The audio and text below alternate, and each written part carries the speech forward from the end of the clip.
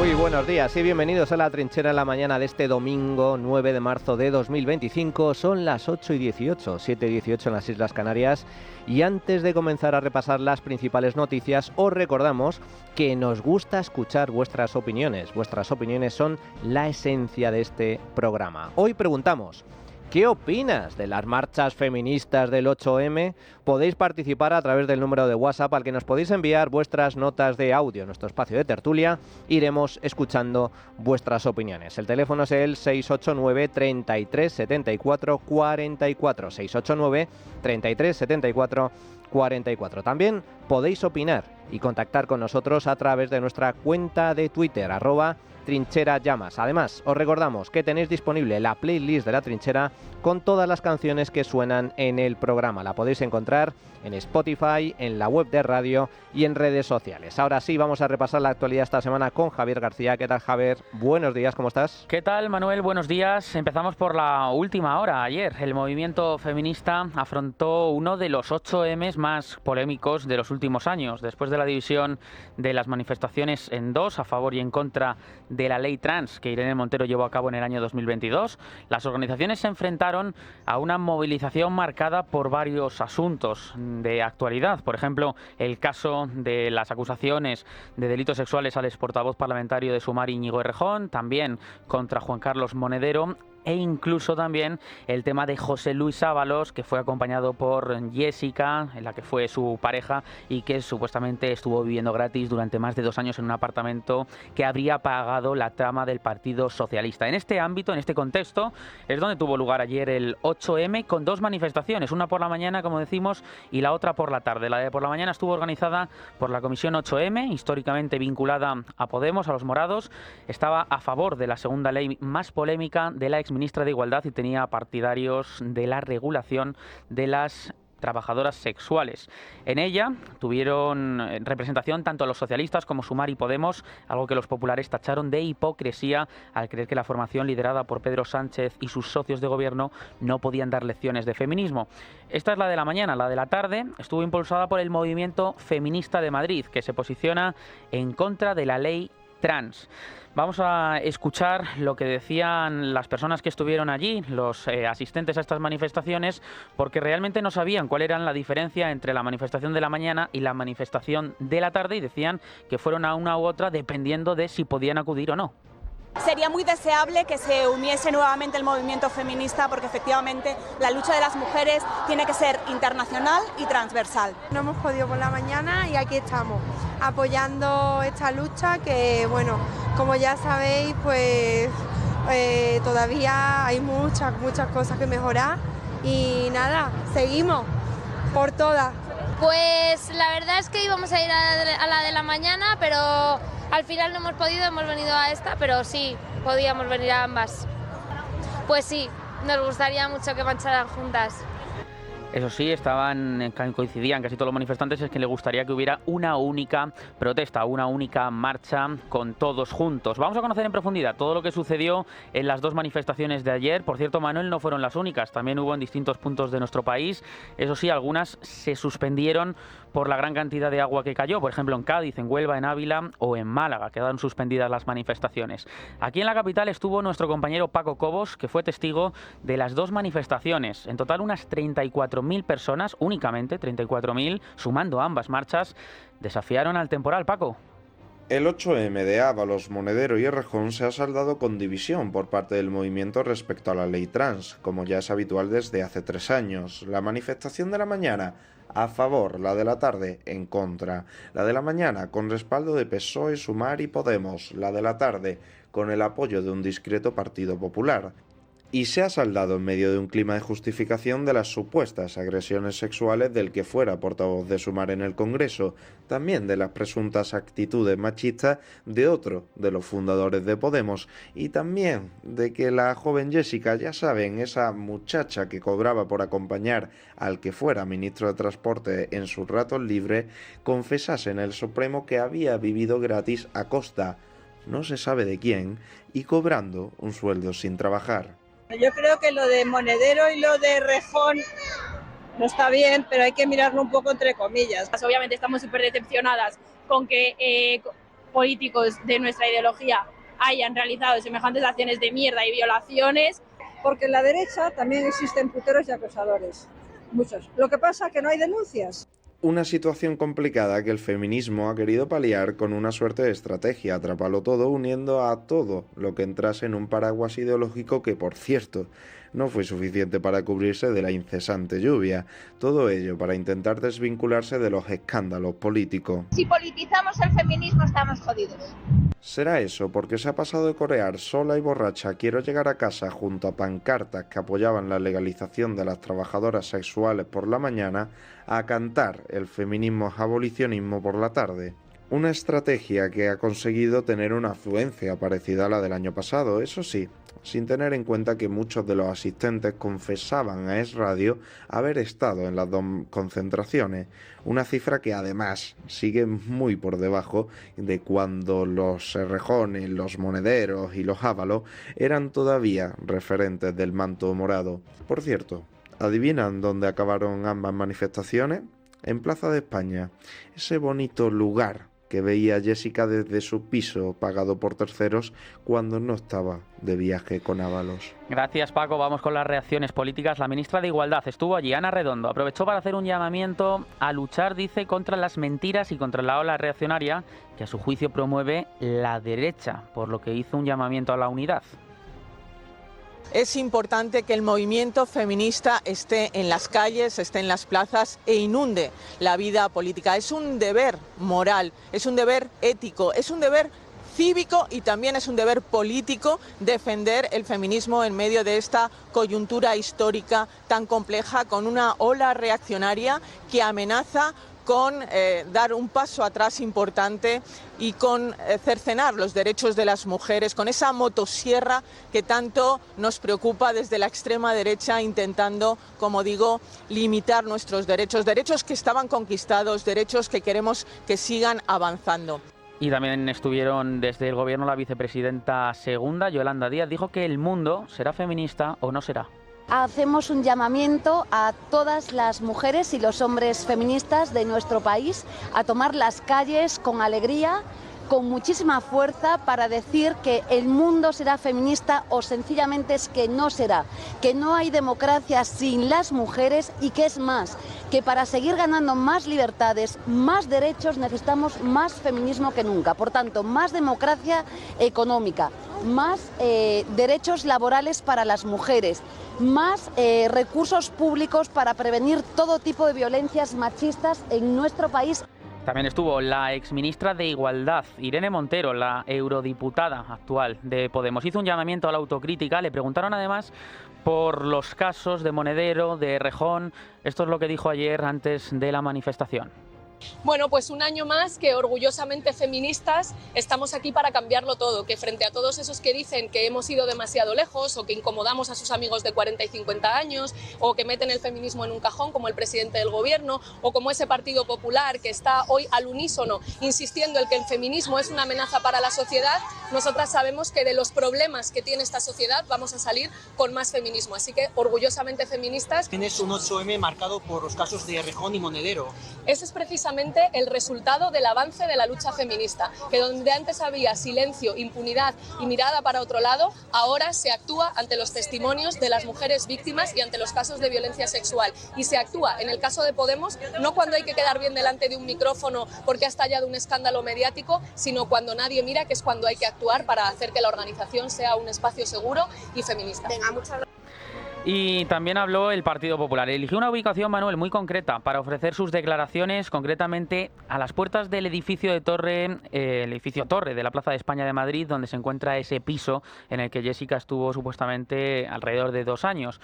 La vicesecretaria de Igualdad, Conciliación y Política Social del PP, Ana Isabel Alós, también estuvo el portavoz de Igualdad en el Congreso, Jaime de los Santos. Calificaron la protesta de farsa y aseguraron que si algo no es esta marcha, precisamente es feminista.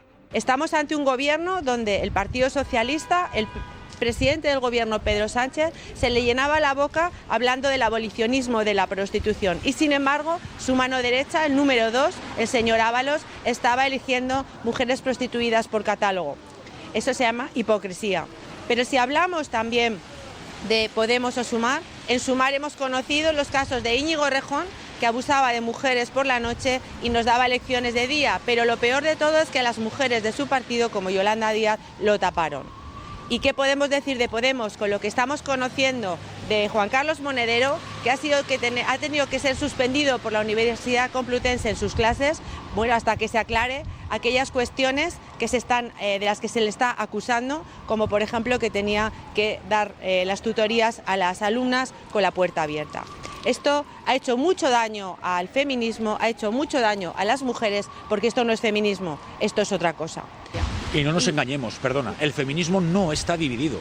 Feminismo solo hay uno, y es el que combate a la prostitución, y es el que no permite que por una ley trans el nacido varón pueda, sencillamente yendo a un registro, hacer suyas todas las normas, todas las leyes que por discriminación positiva han venido a luchar contra la desigualdad. Por eso creo que es importante que desde los medios de comunicación no se hable de dos feminismos, se hable de uno solo, que es el que siempre ha representado el Partido Popular y que tiene muy claras sus líneas, y todo lo demás es mentira, que es lo que representan todos estos hombres. Feminismo, feminismo, pero ¿de qué feminismo me están hablando? Yo soy totalmente contrario a esto que se hace denominar feminismo. Ni feminismo ni machismo. Aquí lo único que vale es la igualdad ante la ley. Ese es el principio básico de cualquier democracia liberal. Ese es un principio básico del liberalismo político. La igualdad ante la ley. Y eso existe en Occidente, en el mundo libre, desde hace décadas. Está consagrado en la Constitución del 78. Por lo tanto, que no me vendan cuentos, que no os vendan cuentos. Feminismo, feminismo, la lucha, la defensa de la mujer. ¿Pero de qué lucha me están hablando? Si hombres y mujeres son iguales ante la ley. Eso es lo que marca el Estado de Derecho. Bueno, ahora ya no. Porque desde que el ínclito Zapatero se le ocurrió la brillante idea de sacar ese engendro, ese bodrio, llamada Ley de Igualdad y Ley de Violencia, Ley contra la Violencia de Género, ya no hay igualdad ante la ley real en España. Se aplica discriminación positiva, que no es más ni menos que una forma de discriminación. Se discriminan a las personas en función del sexo. Si eres hombre y cometes un determinado delito, tendrás más pena que si ese mismo delito lo comete una mujer. Eso es la antítesis de la justicia, la antítesis del Estado de Derecho, la antítesis de la democracia liberal, la antítesis de la igualdad ante la ley. Y ese engendro lo han aplaudido todos los partidos, a excepción en este caso de Vox, que mantiene una postura firme, razonable y coherente con respecto al feminismo imperante. Y esto es terrible, terrible, porque fijaos, el 8M se ha convertido en una marcha de izquierdas, de extrema izquierda. ¿Para qué? ¿Para reivindicar qué? Para reivindicar principios wokistas, valores wokistas, que nada tienen que ver con la lucha histórica de las mujeres para tener los mismos derechos que los hombres. Pero es que eso ya se consiguió hace muchos años. De hecho, el 8M nació como Día Internacional de la Mujer Trabajadora. ¿Por qué? Porque antes las mujeres, la inmensa mayoría de mujeres, hace ya mucho tiempo, gracias a Dios, no trabajaban, se quedaban en su casa fundamentalmente a cuidar de sus hijos. El que trabajaba era el hombre. Y no tenían los mismos derechos que el hombre. Pero eso, en España, desde finales de los 70, con el nacimiento de la Constitución, y en el mundo libre desde mucho antes, ya existe igualdad ante la ley. Hombres y mujeres tienen los mismos derechos laborales, políticos, civiles. Entonces, ¿en qué se ha convertido el 8M? En un aquelarre de charos. Un aquelarre de feministas desquiciadas que se les ocurre barbaridades de todo tipo, pidiendo derechos inexistentes y aberrantes. Como por ejemplo la ley trans, en donde cualquiera de nosotros puede ser hombre o mujer según le plazca, con independencia del sexo biológico, cometiendo tropelías hasta tal punto de que hoy en día hay hombres en España, hombres biológicamente, que pueden competir en deportes femeninos, hombres que pueden entrar en cárceles de mujeres a cumplir sus condenas, y hombres que pueden entrar en los vestuarios de centros deportivos femeninos, en los vestuarios de mujeres. Eso es lo que ha traído el feminismo. La aberración absoluta, el desquicie, la locura, el sinsentido. Como la ley trans o la ley del solo sí es sí. ¿De qué feminismo me están hablando? Desde que España se ha convertido en un referente del feminismo, las mujeres viven más inseguras que antes. Los violadores han visto reducidas sus penas. Los agresores sexuales se han visto excarcelados. Y la inseguridad en las calles ha crecido de forma sustancial.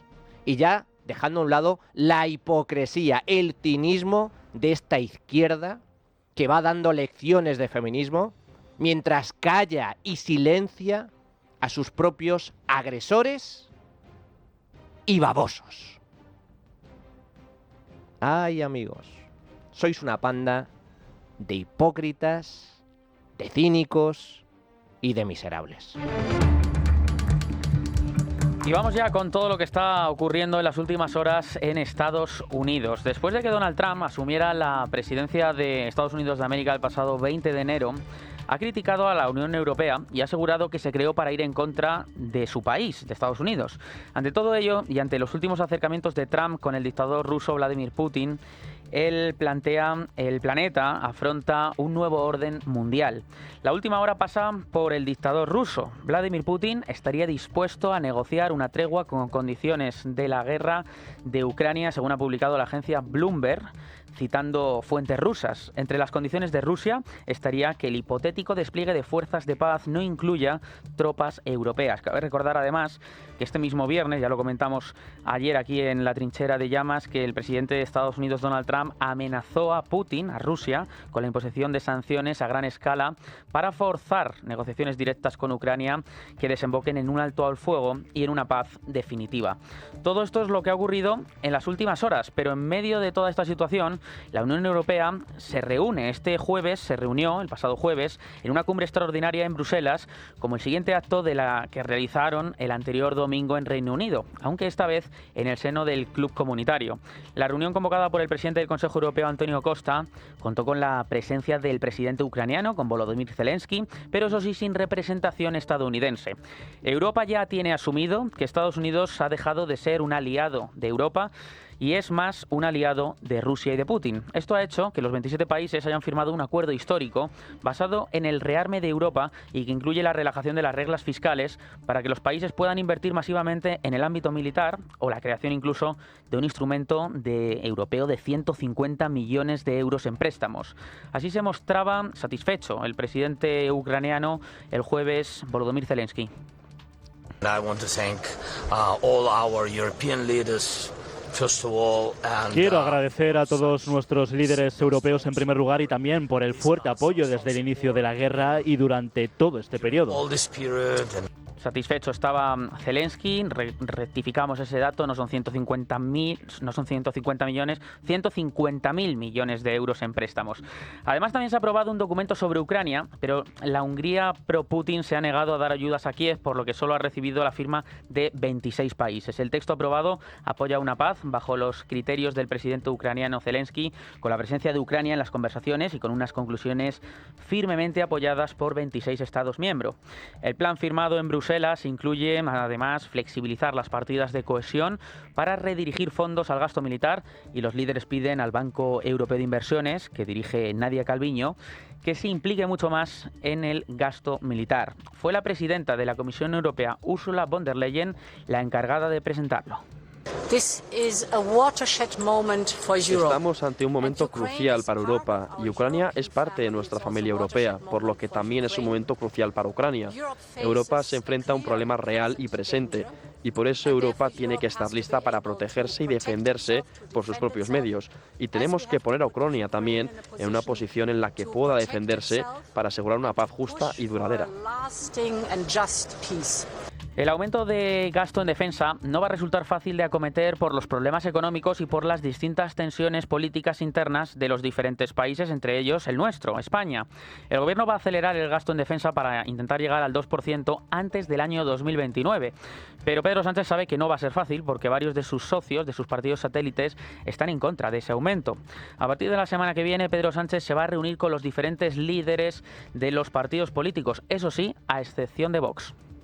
El próximo jueves llamaré a todos los líderes de los grupos parlamentarios, al jefe de la oposición y al resto de grupos parlamentarios, salvo a Vox. Vox no va a estar en la ecuación porque ya tenemos muy claro cuál es la visión de Vox, para compartir esa información con todos ellos y algunas reflexiones y también posiciones que el Gobierno de España viene manteniendo desde hace 3 años, desde el inicio de la guerra hasta este momento. No ha quedado muy satisfecho el líder de los populares, Alberto Núñez Feijóo. El dirigente gallego exige a Pedro Sánchez que comparezca en el Congreso antes del 21 de marzo, fecha del siguiente Consejo Europeo, y que no tome, dice, ninguna decisión Pedro Sánchez sobre defensa sin contar antes con el sí del Poder Legislativo. No sé exactamente en qué consiste ese contacto, lo que sí le puedo asegurar es que esto tiene que ser debatido en el Congreso de los Diputados y tiene que pedir autorización al Congreso de los Diputados para cualquier decisión en materia de seguridad, como han venido haciendo siempre todos los presidentes del Gobierno de España. Pedro Sánchez de momento lo que quiere es ganar tiempo. Sí existe un acercamiento entre el Partido Socialista y el Partido Popular en esta materia porque ambos están a favor de ese aumento. Bildu, Esquerra o Podemos, en cambio, han mostrado el rechazo a cualquier escalada armamentística. Pablo Fernández es el secretario de organización de Podemos esta semana en Radio Nacional. La Unión Europea es una pintamonas, no vale absolutamente para nada, ha quedado en ridículo su estrategia y lo que propone ahora von der Leyen de destinar 800.000 millones de euros lo que va a implicar es que estados como el de España pues tengan que incrementar, tengan que duplicar su gasto en materia de defensa en detrimento del gasto en servicios públicos. Lo que se destine a armamento no se va a destinar a médicos, no se va a destinar a profesores públicos, no se va a destinar a ayudas a la dependencia. Yo creo que es absolutamente intolerable que la permanencia en la OTAN devenga en que el Gobierno de España vaya a incrementar un 2% su gasto armamentístico, pasando de 17.000 millones actuales a más de 36.000. El PP estaría a favor, pero los partidos satélite del Gobierno estarían en contra. Esto en nuestro país. Fuera, el presidente francés, Emmanuel Macron, se ha mostrado abierto a extender el paraguas nuclear que tiene Francia, una de las potencias que tiene armas atómicas, a sus aliados europeos para protegerse de Rusia y de Estados Unidos. Macron, además, ha convocado una cumbre de jefes de ejércitos europeos para abordar las amenazas que afectan al viejo continente. Yo quiero creer que Estados Unidos permanecerá a nuestro lado, pero debemos estar preparados si ese no es el caso. Independientemente de que se logre rápidamente la paz en Ucrania o no, los Estados europeos deben, dado la amenaza rusa que acabo de describir, ser capaces de defenderse mejor y disuadir cualquier nueva agresión. Estas declaraciones de Emmanuel Macron no han sentado nada bien. En el Kremlin, Putin comparó a Macron con Napoleón. Alguien todavía parece que no sabe quedarse quieto. Todavía hay gente que quiere volver a los tiempos de Napoleón. Parece que olvidaron cómo terminó. De hecho, todos los errores de nuestros enemigos, los oponentes comenzaron con esto de subestimar el carácter de la persona rusa. Bueno, y en general los representantes de la cultura de toda Rusia. El enviado especial de Estados Unidos para Oriente Medio avanzó además esta semana que el gobierno estadounidense planea celebrar una reunión con Ucrania en Arabia Saudí esta próxima semana para lograr ese alto al fuego. Y volvemos a nuestro país, en clave nacional. Esta semana hay novedades respecto al que fue ministro de Transportes, José Luis Ábalos. La Fiscalía Anticorrupción considera que el piso de Plaza de España que estábamos comentando antes, en el que supuestamente disfrutó su expareja, Jessica Rodríguez, y que estuvo financiado por la trama, es uno de los indicios de cohecho que acumula el exdirigente socialista en la causa en la que se investiga en el Tribunal Supremo. Para el Ministerio Público se trata de delitos de indiscutible gravedad que justifican la activación de medidas cautelares ya acordadas por el magistrado instructor Leopoldo Puente. Entre ellas cabe recordar que para José Luis Ábalos existe la prohibición de salida del país, también se le retiró el pasaporte y tiene que comparecer de forma obligatoria cada 15 días ante la justicia. Este viernes estuvo en una entrevista en Telecinco el nexo corruptor de la trama, Víctor de Aldama. Dejó muchos titulares, muchas cosas importantes. Una de ellas es que él pagaba el piso a Jessica.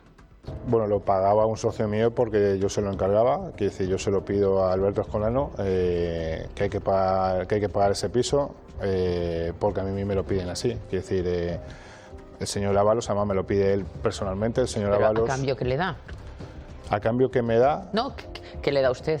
Bueno, a cambio le doy el pago del piso, quiero decir, por todo lo que estábamos sacando adelante, que era todo el tema de las constructoras, que era las licitaciones de las constructoras, los modificadores de las constructoras, bueno, todo lo que se estaba sacando, pues se le daba en especies y se le daba en dinero, como he explicado, quiero decir, una de las especies en las que se le daba era sobre el pago en el que en ese momento era su pareja. El Supremo además ha rechazado el recurso de apelación presentado por Ábalos contra la decisión del instructor del caso de solicitar el suplicatorio al Congreso de los Diputados. Asegura el juez que el hecho de que el presunto conseguidor de la trama, Víctor de Aldama, saliera de prisión tras confesar no resta virtualidad probatoria a sus afirmaciones.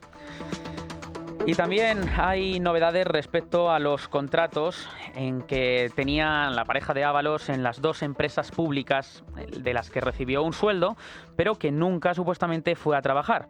El pasado miércoles compareció en el Supremo la expresidenta de Adif, Isabel Pardo de Vera. Durante su declaración como testigo, dijo que el exministro José Luis Ábalos mostró interés por varios asuntos relacionados con el caso Koldo, concretamente por dos.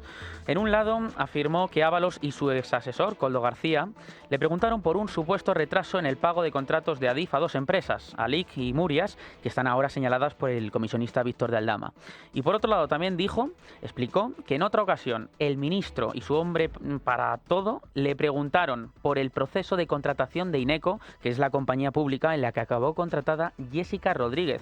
Vamos a conocer todos los detalles con el jefe de tribunales de Libertad Digital, Miguel Ángel Pérez. ¿Qué tal? Buenos días. Buenos días. Fuentes jurídicas consultadas por Libertad Digital destacan que la expresidenta de Adif, Isabel Pardo de Vera, durante su declaración como testigo ante el Tribunal Supremo en el marco de la trama Koldo de esta semana, ha asegurado que el exministro de Transportes, José Luis Ábalos, y Koldo García, su asistente, se interesaron por dos adjudicaciones de Adif efectuadas a las empresas Levantina Ingeniería y Construcciones SL y a una UTE en la que participaba el grupo Vasco Murias. Ábalos y Koldo me dijeron en el ministerio que Adif no estaba liquidando la obra. Lo comprobé y todo estaba correcto. No me incomodó que me lo preguntara el ministro, pero sí que lo hiciera Koldo García. Tal y como publicó Libertad Digital, Ábalos adjudicó durante su mandato como ministro un total de 12 contratos a la citada empresa Levantina por valor de 17,5 millones de euros. La expresidenta de Adif ha señalado también que ambos le preguntaron sobre cómo se podían efectuar contrataciones para la empresa pública Ineco dependiente del Ministerio de Transportes con el pretexto de que el hermano de Koldo, Joseba García,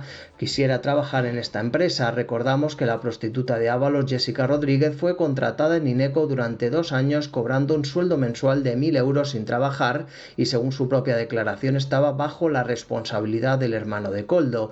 Las mismas fuentes consultadas subrayan que Pardo de Vera ha desvelado a su vez que el empresario Víctor de Aldama estaba a menudo en el Ministerio de Transportes en la tercera planta y que usaba incluso el ascensor del entonces ministro Ábalos y la zona restringida. Según su testimonio, se quejó ante el propio Ábalos de la presencia de Aldama y desde entonces no le volvió a ver más por el ministerio. En su declaración, por último, la expresidenta de Adif se desvinculaba totalmente de los actos de Ábalos y Koldo. Ha negado haber recibido indicaciones del propio ministro para comprar mascarillas a la empresa de la trama corrupta Soluciones de Gestión. Gracias, Miguel Ángel. Como estábamos comentando en esa entrevista que hizo esta semana, Víctor de Aldama disparó contra varios miembros de la trama. Disparó contra el ministro Ángel Víctor Torres y también contra el secretario de organización del PSOE, Santos Cerdán. Aldama acusó a Cerdán de encabezar una trama en la que tiene bajo sus órdenes a 3 personas que se han puesto en contacto con empresarios investigados en causas judiciales, supuestamente para ofrecerles indultos en nombre del gobierno a cambio de que declaren en contra del propio Víctor de Aldama. Hay 3 personas que son los fontaneros, o llamémoslo las cloacas del Partido Socialista, que están al mando de Santos Cerdán, y además lo digo muy claro, Santos Cerdán, que se llama Javier Pérez Dorset, Jacobo Teseiro y Leire Díez Castro. Estos señores se están poniendo en contacto con empresarios y con gente para ofrecerles indultos y para ofrecerles tratos a favor, siempre y cuando declaren contra mí siempre y cuando mientan sobre mí. Estos señores están hablando con empresarios diciéndoles que el partido y el gobierno en este caso les indultaría a gente que están en causas. Lo que digo, están señores que están siendo investigados. Por eso, a gente que están en causas, claro, ¿vale? Para ofrecerles indultos y para ofrecerles una serie de tratos a favor si declaran en contra mía. Tras estas declaraciones, el secretario de organización del PSOE, Santos Cerdán, anunció este mismo viernes que va a presentar una nueva demanda contra Aldama por estas declaraciones que acabamos de escuchar. Mientras tanto, además, la justicia sigue investigando los mensajes entre Cerdán y Koldo García que le involucran en presuntos amaños de obras públicas. Ignacio Bravo, buenos días. Buenos días. Efectivamente, el secretario de organización del Partido Socialista ha anunciado que presentará una nueva demanda contra Víctor de Aldama por esas declaraciones que acaban de escuchar, una demanda que será por injurias y calumnias. Mientras tanto, la Guardia Civil sigue investigando el papel del secretario de Organización Socialista en el presunto amaño de obras públicas después de que se hayan detectado conversaciones con Koldo en las que Santos Cerdán le solicita comisiones a cambio de estos favores, que fue precisamente las acusaciones que lanzó Aldama contra él y que negó en rotundo. Esto es todo falso, nosotros no hemos recibido dinero, yo no he recibido dinero, el presidente del gobierno no ha recibido dinero, ni Ángel Víctor, ni Carlos Moreno. Es absolutamente falso. De hecho, él dice que me lo entregó con presencia de Koldo. Conmigo ese señor no ha estado nunca. Insisto, nunca. No podrá decir que ha estado conmigo nunca.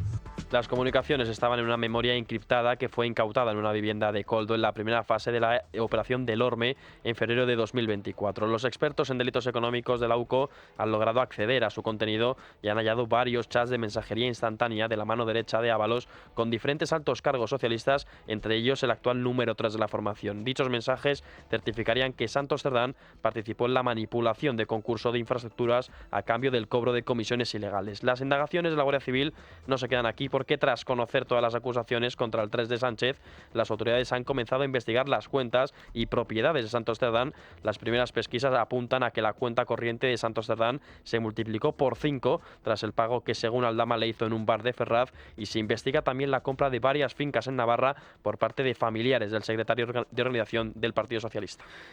Gracias, Ignacio. Esta semana también hemos conocido novedades de la mujer del presidente del gobierno. La familia de Begoña Gómez tiene alquilado en Madrid desde hace años un ático de 115 metros cuadrados junto a la Gran Vía madrileña, propiedad de la Mutua de Funcionarios Muface. El inmueble figura como arrendado por Sabiniano Gómez, que es el suegro de Pedro Sánchez, fallecido el pasado año 2024, y su hermano, Francisco Gómez, desde el año, al menos, desde el 2015.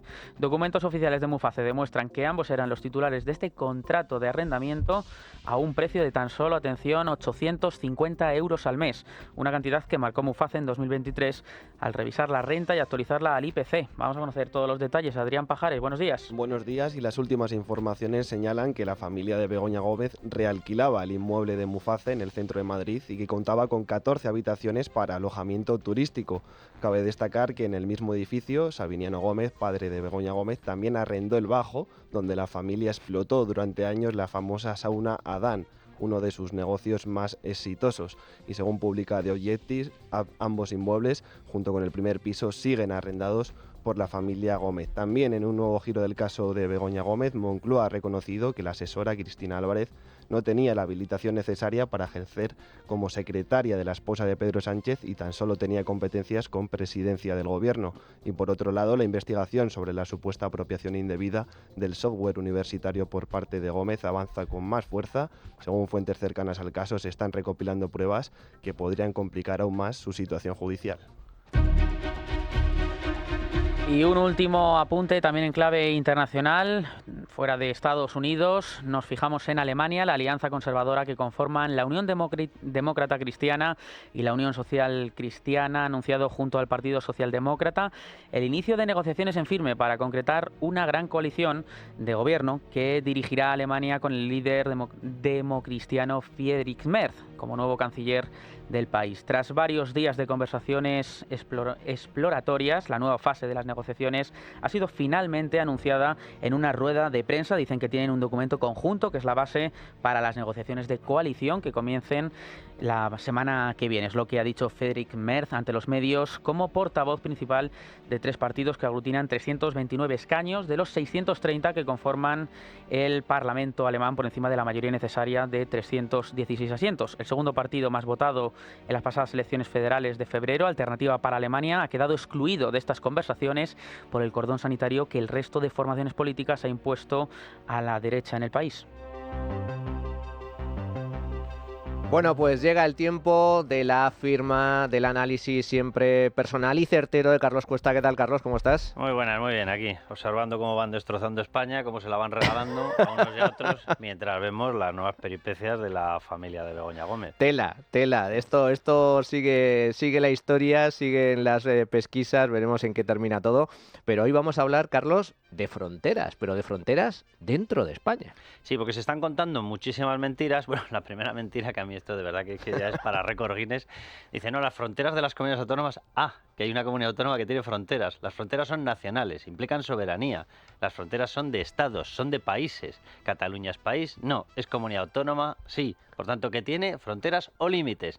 Tiene límites. Tan limitado como espero que sea su separatismo algún día. Pero bueno, dentro de eso vamos a analizar, porque las mentiras del gobierno la verdad que son incalculables y han vuelto a sacar la máquina de bulos, como dice Pedro Sánchez, la máquina de fango, para sembrar dudas sobre la Constitución. Y vamos a hacer simplemente un análisis detallado de qué es lo que realmente está mandando la Constitución en materia de fronteras, cuáles son las barbaridades que están diciendo ellos y qué es lo que late detrás de toda esta historia. Venga, vamos lo primero con lo que dice realmente la Constitución española. La Constitución española es taxativa y es clarísima y dice que la competencia de fronteras e inmigración es exclusiva del Estado, es la palabra que utiliza. Creo que exclusivo tiene pocas interpretaciones, pero ahí está Cándido Conde Pumpido para retorcer y hacer contorsionismo constitucional. Artículo 149, 1, 2. Nacionalidad, inmigración, emigración, extranjería y derecho de asilo son competencias exclusivas del Estado, es decir, todo lo que afecta a las fronteras. Por cierto, simplemente un recado tanto para el Partido Socialista como para los separatistas, ese es el 149, 1, 2. El 149, 1, 1 dice que es competencia exclusiva del Estado que todos los ciudadanos vivamos con los mismos derechos en todas partes de España. Bienvenidos, señores separatistas, bienvenidos, señores del Partido Socialista. Bien, ¿qué es lo que dicen los separatistas? Y es el discurso que ha comprado íntegramente el Partido Socialista. ¿Por qué? Porque el Partido Socialista es la mayor garantía del separatismo en España. Que pese a ser una competencia exclusiva, esto es lo que dicen ellos, se puede transferir o delegar. Traducido, que pese a ser una competencia exclusiva, no es una competencia exclusiva. Esto es lo que está diciendo en estos momentos literalmente el Partido Socialista. Este es el eje, el esqueleto de su mentira y de su argumento. Pone en la Constitución que es una competencia exclusiva, pero nosotros decimos que no es exclusiva. ¿En qué se apoyan? Un artículo, es verdad, que existe, artículo 150.2. ¿Qué dice ese artículo? El Estado podrá transferir o delegar en las comunidades autónomas, mediante ley orgánica, facultades correspondientes a la titularidad estatal, no cita que sea exclusiva, que por su propia naturaleza, cuidado con esta expresión, sean susceptibles de transferencia. ¿Cómo van a ser transferibles las fronteras a alguien que no tiene fronteras? ¿Cómo va a gestionar las fronteras alguien que por definición y por naturaleza no puede tener las fronteras? Y dices, hombre, la Constitución no fue excesivamente clara. Vale, puede ser cierto, para eso está el Tribunal Constitucional. Hasta que llegó Cándido Conde Pumpido, por supuesto. Bien, ¿qué es lo que dice el Tribunal Constitucional a través de sus sentencias?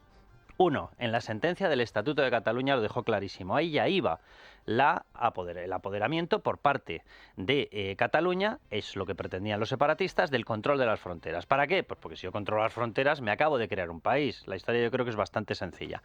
¿Y qué es lo que dijo literalmente aquella sentencia? Que no era transferible. De hecho, tumbó ese artículo metido en el Estatuto catalán, que no era transferible la competencia de inmigración, y además especificó y dijo que dentro del 150.2 solamente eran transferibles las competencias del Estado en materia, y citó dos apartados, social o asistencial. ¿El control de las fronteras con la policía es social? No. ¿Es asistencial? No. Descartado. Por si había dudas, resulta que hace un mes, con motivo de un reglamento canario de atención a inmigrantes menores de edad, surgió otra vez una especie de planteamiento. ¿Por qué? Porque Canarias pretendía que se hiciera cargo de esa materia el Estado. Y lo planteó. ¿Qué ha dicho el Tribunal Constitucional? Dos puntos de nuevo. Que las competencias sociales son de Canarias y se tienen que hacer cargo de los menores, por tanto, en Canarias. Vale, ¿qué es lo que aclaró? Aclaró de nuevo el reparto y que dijo que las competencias de fronteras son del Estado y repitió, no son transferibles. Esto, repito, es de hace un mes. Es decir, la mentira del Partido Socialista no es que sea obscena, es que es obscena e insultante. ¿Cuál es el problema? Lo que dicen los golpistas. ¿Qué es lo que dicen los golpistas? Yo creo que es muy fácil de entender, pues que ya tienen las fronteras, la hacienda, la deuda expulsada, es decir, la deuda que nos han empaquetado a todos los demás, la amnistía, el indulto, el cercanías, la eliminación de sedición, la rebaja de la malversación, y que por tanto les está compensando el golpismo, que están ganando. Por cierto, simplemente una aclaración.